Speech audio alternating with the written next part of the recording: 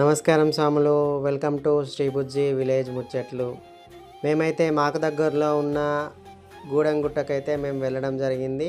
వెళ్ళి హనుమాన్ మాల దీక్ష వేసుకోవడం అయితే జరిగింది స్వాములు.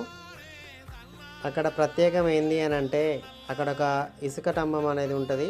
ఇంకోటి Lakshmi Narasimhaswamy very famous, very powerful. అందులో మళ్ళీ ఈరోజు పౌర్ణమి అవ్వడంతో చాలామంది భక్తులు వచ్చారు. మళ్ళీ ఇవల్ల 11 days మాల వేసుకునే వాళ్ళు కూడా చాలామంది వచ్చారు స్వాములు.